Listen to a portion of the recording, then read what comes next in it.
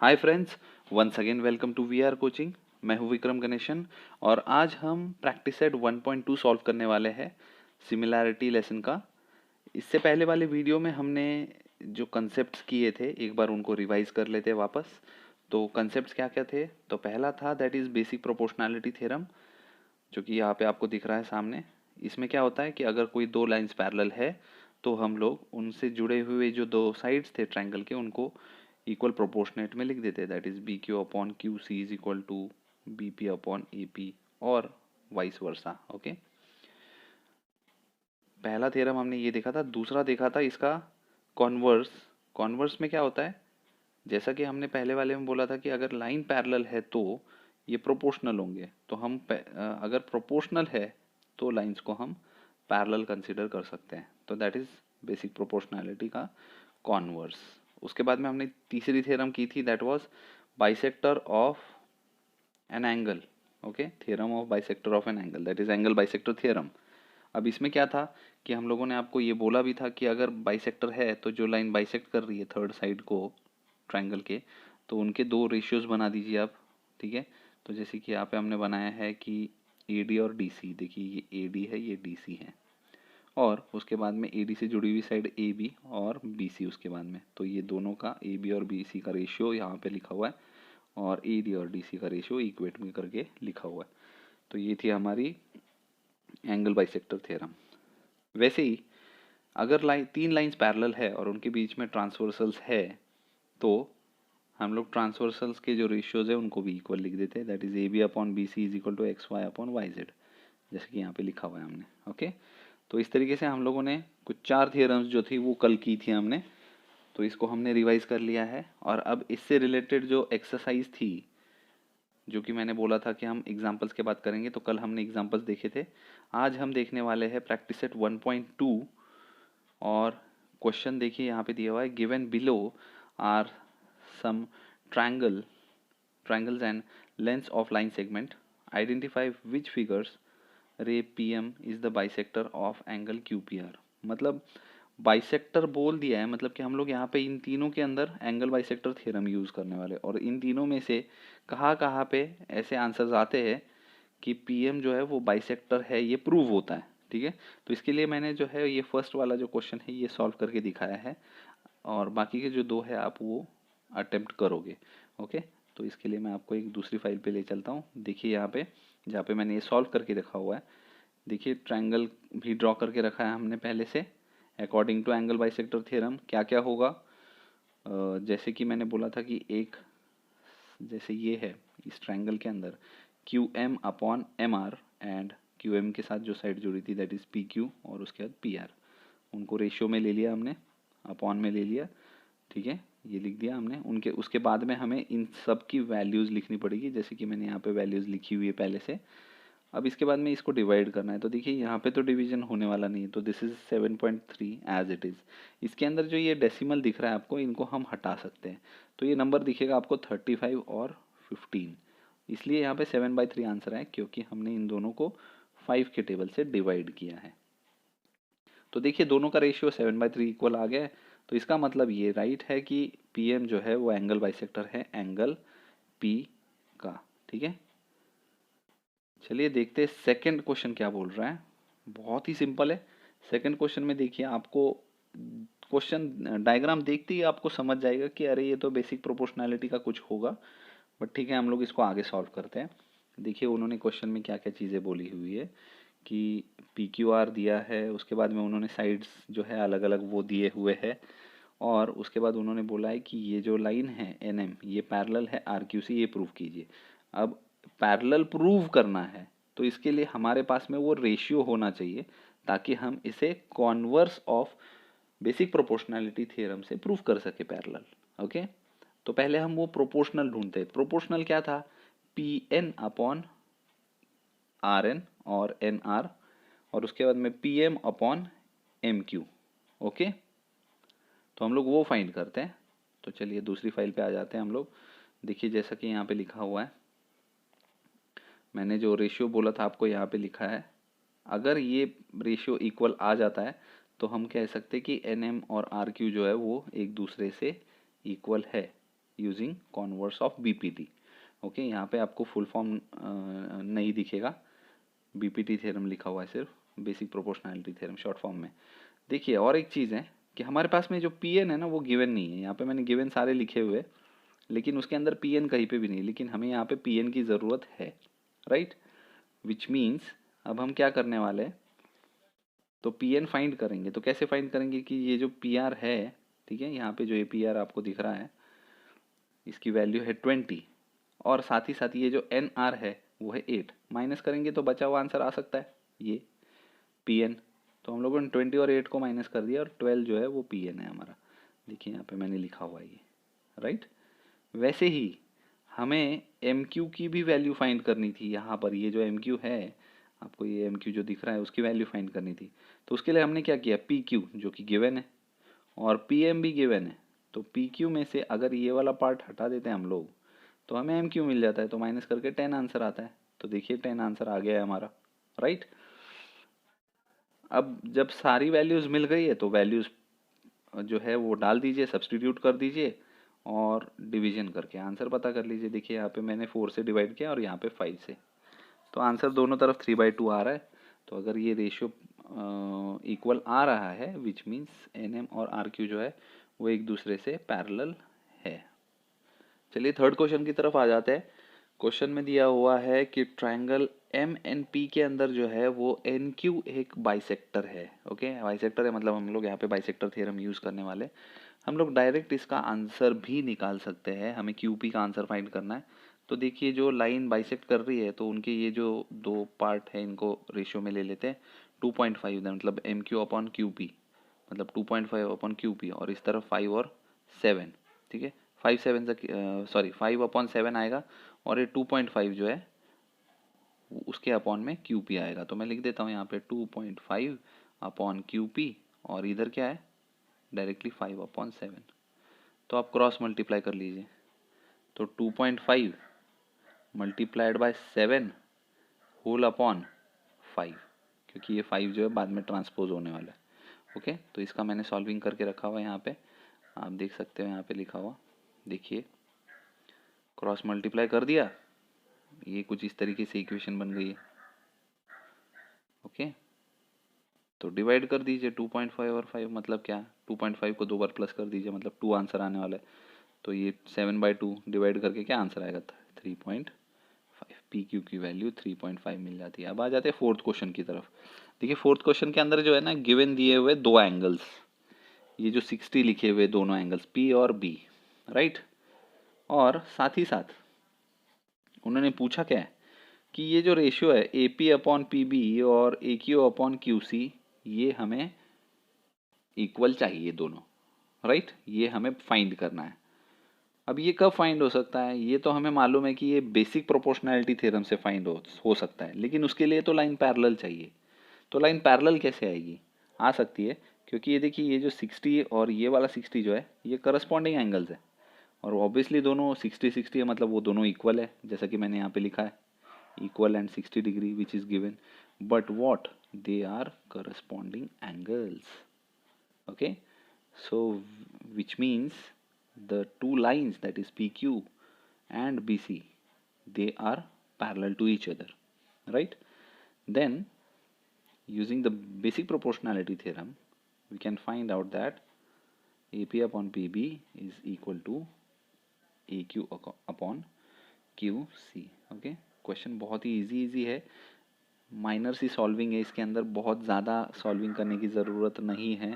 आपको सामने सामने ही सारी चीज़ें डायग्राम के अंदर ही पता चल जाएगा कि कौन सी थ्योरम यूज़ करनी है, ठीक है। अब आ जाते हैं यहाँ पे फिफ्थ क्वेश्चन की तरफ। फिफ्थ क्वेश्चन में देखिए क्या क्या दिया हुआ है, एक ट्रेपेजियम दिया हुआ है और 3 लाइंस पैरेलल दी हुई है, ए बी, उसके बाद में पी क्यू और उसके बाद में डी सी। हमने 3 पैरेलल लाइंस वाला थ्योरम किया हुआ है, ठीक है, जिसके अंदर हमें सिर्फ ये बी क्यू की वैल्यू फाइंड करनी है। तो अभी देखते हैं हम लोग वो बी क्यू की वैल्यू कैसे फाइंड कर रहे हैं हम लोग।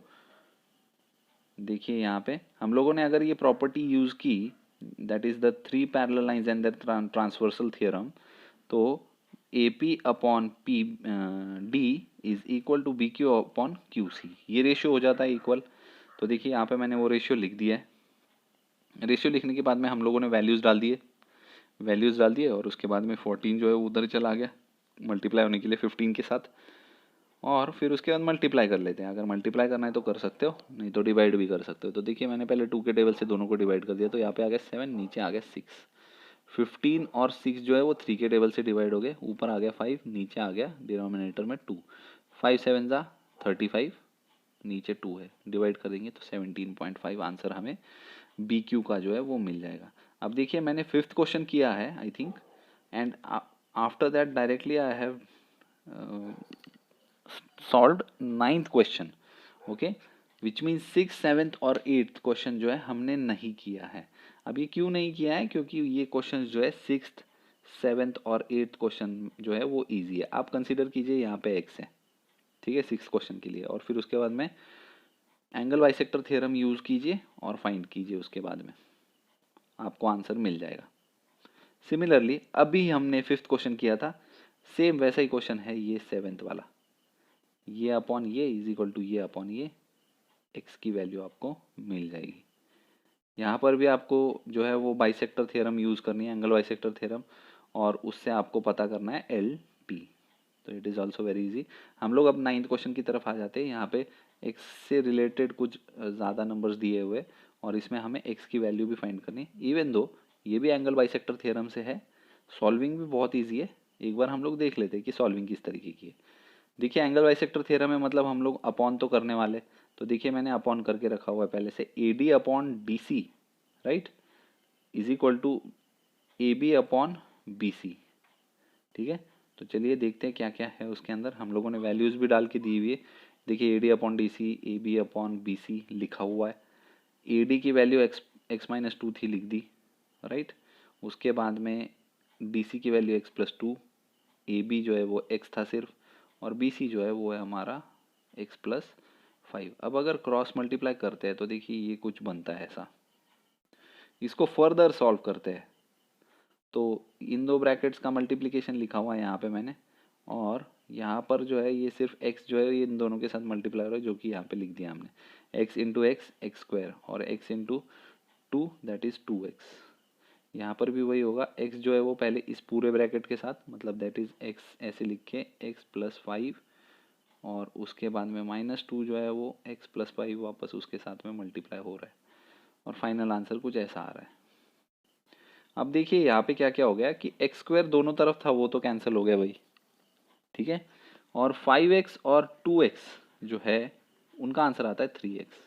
मैं 3x को अगर राइट साइड में शिफ्ट करूँ तो उसकी साइन चेंज होकर नेगेटिव हो जाती है, और फाइनल आंसर यहाँ पे -1x आता है, जो कि अल्टीमेटली हम लोग राइट और लेफ्ट साइड के नेगेटिव साइन कैंसिल कर देंगे, क्योंकि लेफ्ट साइड में सिर्फ 10 बचा हुआ था यहाँ तक। ओके, तो फाइनल आंसर x का आ गया हमारा 10। ओके,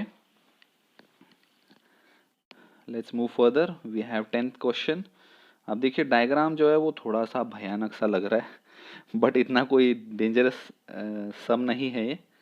और हमें यहाँ पे देखिए ऑलमोस्ट उन्होंने पूरा एक्टिविटी के फॉर्म में सॉल्व करके दिया भी है, ठीक है, बट इसको सिंपल करने के लिए हम लोग क्या करते हैं, जैसा कि मैंने सॉल्व करके दिखाया है आपको उस तरीके से सॉल्व करते हैं। देखिए यहाँ पे पहला ट्राइंगल एक्स डी दिया हुआ है और पैरेलल भी दिया हुआ है, उन्होंने बोला कि भाई ये पैरेलल है।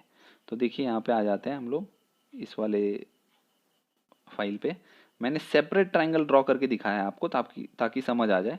देखिए उन्होंने एक्स डी ट्राइंगल बोला था, मैंने वो ड्रॉ कर दिया, पी क्यू और डी पैरेलल बोला था, वो ड्रॉ कर लिया।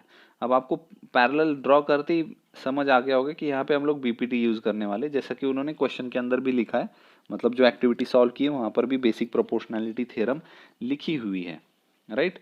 और फिर उसके बाद में देखिए एक्स पी और पी डी, और फिर उसके बाद में एक्स क्यू और क्यू ई मैंने जो यहाँ पे लिख के रखे हुए, ये हो गई हमारी फर्स्ट इक्वेशन। ओके, अब आ जाते हैं वापस क्वेश्चन की तरफ। क्वेश्चन में देखिए आगे जो एक्टिविटी सॉल्व की है, एक्स ई एफ ट्राइंगल लिया है, तो मैं वो एक्स ई एफ की तरफ आ जाता हूँ। ये रहा हमारा एक्स ई एफ, जिसके अंदर Q R is parallel to A F, हमें ये गिवन दिया हुआ था वहाँ पे एक्टिविटी के अंदर लिखा हुआ। तो according to that we use the basic proportionality theorem to write the sides proportional. तो ये हो गए हमारे sides X Q upon Q E is equal to X R upon R F, ये हो गई हमारी दूसरी इक्वेशन। अब इन दोनों इक्वेशन को इक्वेट तो करना है, लेकिन देखिए जो मैं एक्स क्यू अपॉन क्यू ये जो सर्कल करके रखा हुआ है, क्योंकि ये दोनों इक्वल थे, राइट। अब ये दोनों इक्वल है, इसकी वजह से ये जो बचे हुए ये दोनों हैं, इनका कलर चेंज करके दिखा देता हूँ आपको मैं। ये जो दोनों हैं ये दोनों भी तो इक्वल होंगे, तो फ्रॉम 1 and 2 वी गेट जो हमारे नॉन सर्कल्ड जो दो साइड्स प्रोपोर्शनल थे वो इक्वल हो जाते हैं। लेकिन इससे क्या प्रूव हो जाता है, इससे जो है ना तीसरा ट्राइंगल एक बन जाता है। देखिए ये जो ट्राइंगल है एक्स डी एफ ये बनता है, जिसके अंदर एक्स पी अपॉन ये और दैट इज पी डी, और दूसरा X R upon R F ये बन जाता है, राइट। अगर ऐसा बनता है तो मतलब यहाँ पे प्रोपोर्शनल तो हो गया है, प्रोपोर्शनल हो गया है तो हम लोग यूज़ करेंगे कॉन्वर्स बीपीटी थ्योरम और लिख देंगे ये जो लाइन है अंदर अंदर की जो ये पैरेलल लाइंस जो हम बोलने वाले, these two lines are parallel to each other by converse of basic proportionality theorem. तो चलिए अभी आ जाते हैं हम लोग इस एक्सरसाइज के एंड पे, ठीक है। बहुत ही अच्छा गया है हमारा पूरा, ये जो जितने भी हम लोगों ने क्वेश्चंस किए बहुत ही इजी क्वेश्चंस थे। आपको आई थिंक बहुत इजी जाने वाले ये क्वेश्चंस, आप लोग एक बार ज़रूर अटेम्प्ट कीजिए इसको। चलिए 11th क्वेश्चन को देखते हैं हम लोग। 11th क्वेश्चन के अंदर उन्होंने बोला है कि एक ट्रायंगल बनाइए, उसके अंदर बी डी जो है वो बाइसेक्ट करेगा ए बी सी को, फिर उसके बाद सी ई जो है वो बाइसेक्ट करेगा ए सी बी को, और ए बी और ए सी इक्वल है, और फिर प्रूफ करना है E D is parallel to B C. इसका डायग्राम मैंने यहाँ पे ड्रॉ किया हुआ है। देखिए जैसा कि बोला था सी जो है वो बाइसेक्ट करेगा angle A C B, B D जो है वो बाइसेक्ट करेगा ए बी सी, ओके। और साथ ही साथ उन्होंने ये भी बोला कि ए बी और ए सी ये दोनों इक्वल है क्वेश्चन के अंदर, और हमें प्रूफ करना है ये जो दो लाइन है ये दोनों भाई पैरेलल है। तो करना क्या है हमें, ठीक है। अब बाइसेक्ट दिया हुआ है मतलब हम लोग बाइसेक्टर थ्योरम ही यूज़ कर सकते हैं। तो चलिए बाइसेक्टर थ्योरम ही यूज़ कर लेते हैं हम लोग, सिंपल है। बाइसेक्टर थ्योरम हम लोग अब ऑलमोस्ट अभी 10 से 12 बार यूज़ कर चुके हैं, एग्जाम्पल्स में भी यूज़ किया, और फिर अभी ये क्वेश्चन इतने सारे सॉल्व किए उसमें बाइसेक्टर थ्योरम थी। तो बाइसेक्टर थ्योरम देखिए क्या है, इसके लिए सबसे सिंपल क्या कर दिया है मैंने आपके लिए, कि जब उन्होंने बोला था ना क्वेश्चन के अंदर कि भाई बी डी जो है वो एंगल बी को बाइसेक्ट कर रहा है, तो मैंने देखिए यहाँ पे एक सेपरेट अलग से उसका डायग्राम बना लिया। फिर उसके बाद उन्होंने बोला कि सी ई भी बाइसेक्ट कर रहा है एंगल सी को, तो चलिए उसके लिए भी हम लोगों ने ये डायग्राम ड्रॉ कर लिया। बहुत ही ईजी। अब जब आपके पास दो डायग्राम है तो आप एंगल बाइसेक्टर थ्योरम तो सेपरेट सेपरेट तो आराम से लिख ही सकते हो ना। तो दो डायग्राम्स के लिए सेपरेट सेपरेट हम लोगों ने भाई एंगल बाइसेक्टर थ्योरम जो है वो लिख दिया है। यहाँ पर लिखा है ए डी और डी सी का proportion is equal to A B और बी सी। वैसे इस साइड क्या हो जाएगा, इस साइड में भी वैसे ही कुछ होगा, ए ई और बी ई का proportion is equal to A C upon B C, okay. जैसा कि हम लोगों ने यहाँ पे लिख के रखा हुआ है। ये हो गई हमारी इक्वेशन 1। यहाँ पर गड़बड़ एक चीज़ की है कि यहाँ पे ए सी जो है ना उसको हम चेंज करके लिखने वाले हैं ए बी। क्यों, क्योंकि क्वेश्चन में तो गिवन है दिया हुआ कि ए बी और ए सी तो इक्वल है, तो मैं ए सी की जगह पे कभी भी लिख सकता हूँ ए बी, तो मैंने लिख दिया ए बी। तो ए सी की जगह पे हम लोग लिखेंगे ए बी। तो ये जो है ये पूरा रेशियो जो है वो इस तरीके का बन जाता है, जिसके अंदर ए सी की जगह पे हम लोगों ने ए बी लगा दिया है। ये हो गई हमारी इक्वेशन नंबर 2, राइट। लेकिन क्या दिख रहा है आपको कॉमन, सर्कल किया हुआ कॉमन दिख रहा है आपको, ए बी और बी सी दोनों तरफ है। अब अगर ये दोनों इक्वल है, ए बी और बी सी तो कॉमन है, इसकी वजह से क्या हो जाएगा, इसकी वजह से हो ये जाएगा कि जो भाई जो ये बचे हुए जो दो थे ये दोनों भी तो इक्वल हो जाएंगे। तो इसलिए हमने लिखा है यहाँ पे फ्रॉम 1 and 2, ये जो 1 और 2 इक्वेशन है इसकी वजह से क्या होने वाला है, ये जो दोनों हैं दोनों के दोनों इक्वल हो जाएंगे। और जब ऐसा होता है, ऐसा जब भी होगा तो क्या आंसर आने वाला है, देखिए मैंने यहाँ पे बहुत ही दोनों के इक्वेशंस लिख दिए थे। वो 1 और 2 से हमारा A D upon D C और ए अपॉन बी ई हो जाता है, और फिर हम लोग उसको ड्रॉ कर सकते हैं कि इस तरीके का कुछ ट्रायंगल बनेगा, और उसके अंदर जो है जैसा आपको ऊपर ट्रायंगल दिख रहा था ई डी और बी सी, इसके अंदर ए ई और ई बी इक्वल होना चाहिए और ए डी और डी सी इक्वल होना चाहिए। ए ई बी इक्वल है क्या? तो यस है इक्वल। यहाँ पे देखिए ए और ई बी और फिर उसके बाद ए डी और डी सी। जब ये इक्वल है तो हम लोग converse of B P T use करेंगे और आंसर लिखेंगे E D is parallel to B C. Okay, तो आई होप ये जो लेक्चर था हमारा वीडियो रिकॉर्डेड लेक्चर आपको बहुत ही यूज़फुल रहा होगा। सारे क्वेश्चंस हम लोगों ने सॉल्व किए except for 6th, 7th and 8th question. I think they were very easy, that's why we didn't solve them. और आप लोग ये जितने भी क्वेश्चंस हम लोगों ने किए एक बार ज़रूर प्रैक्टिस कीजिए, रिवीजन कीजिए इस चीज़ का। कोई डाउट होंगे तो ज़रूर आप बताइए। Okay, thank you.